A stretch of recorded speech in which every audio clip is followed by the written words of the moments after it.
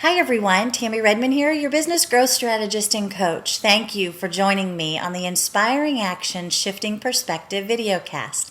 I'm thrilled that you're here. Thank you for taking the time out of your busy day to spend the next 6 or 8 minutes with me chatting about a topic that I love to talk about. Low-hanging fruit. All right, got your attention? I want you real quick, grab a pen and paper, and I always tell you, when you hear me on my telecalls, on my experts network, or see my videos, I'm always telling people, grab a pen and paper, have it ready, because I want you to set the intention that you're going to walk away with one tip, tool, or strategy today that you're going to be able to implement immediately.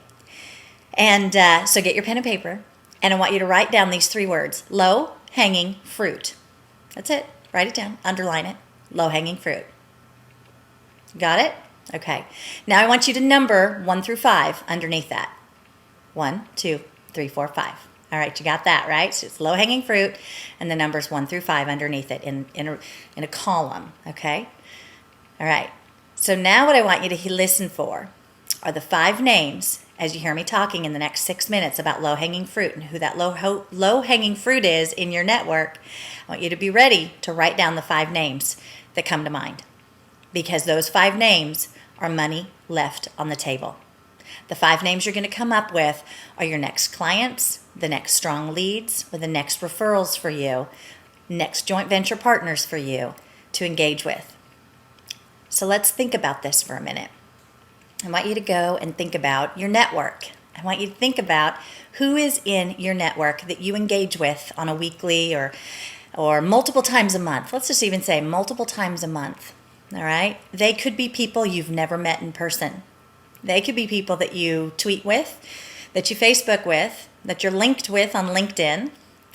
They could be people that comment frequently on your blogs, or you comment frequently on their blogs. They could be people that you see in your community. They could be people involved in a leads group with you or a networking group with you. Okay? And these people are actively engaging with you in a robust manner. They're asking questions about what you do. They are past clients, perhaps. They are past leads that you followed up with at one point. They almost engaged and flipped the switch to do business with you, but for whatever reason pulled back. These are people that know you, that trust you, that like you, right? It's that know, like, and trust factor. They know you, they like you, they trust you. You being the common denominator.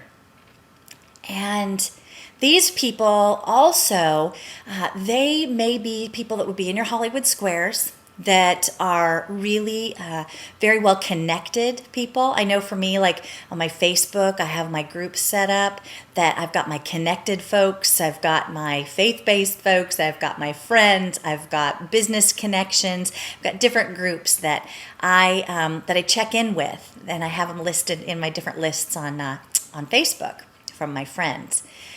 So look at those lists even on Facebook that you've set up and think about who you engage with most frequently, or who engages with you most frequently.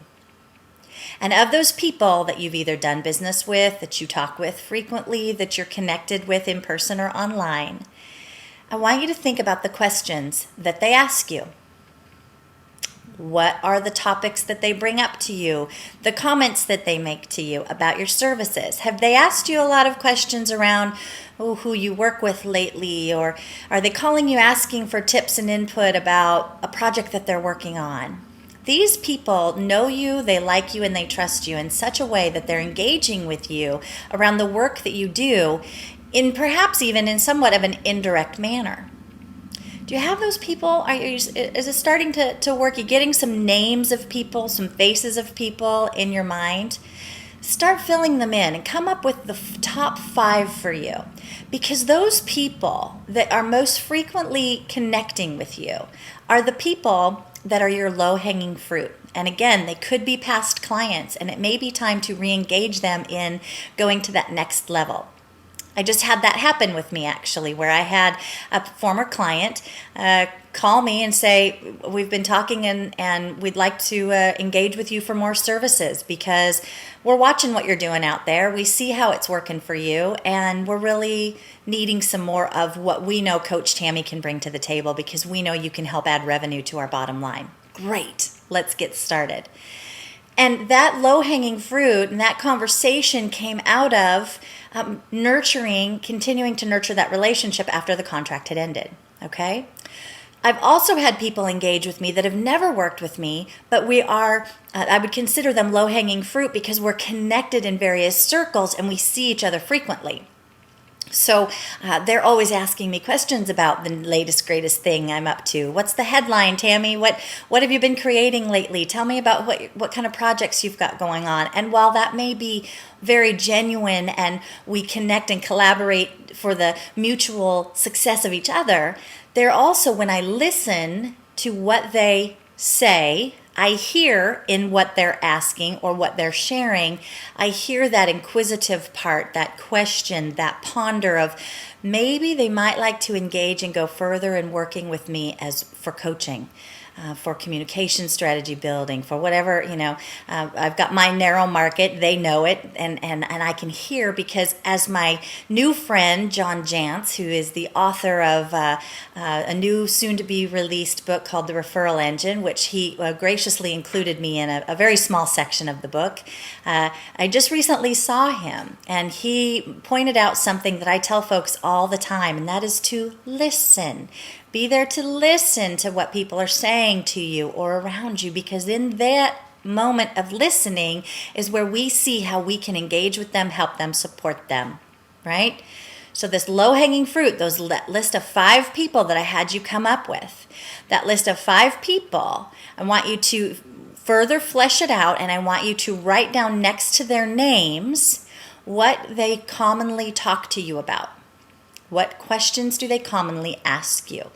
How do you commonly engage? Just want you to take a quick note of that, okay?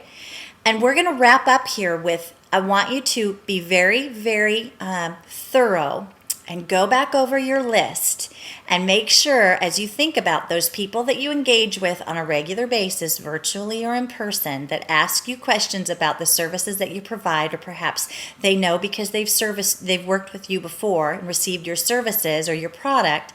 I want you to make sure you have that 5 really clearly identified with the trigger word, the key word that they have talked to you about, asked you about, or purchased from you in the past. Let's say in the past 3 to 6 months, even the past year, if you need to go out that far. I know some of those conversations might be hard to gather, but think about it. You know that there's a common denominator in there with every one of those conversations where people have engaged with you. And those 5 people and those words, I want you to capture those on your list. And when we come back for our part 2 on the low-hanging fruit, we're going to talk about how to turn that low-hanging fruit, those 5 names that you've just identified with the 5 reasons or values or statements that you've just identified they talk to you most frequently about.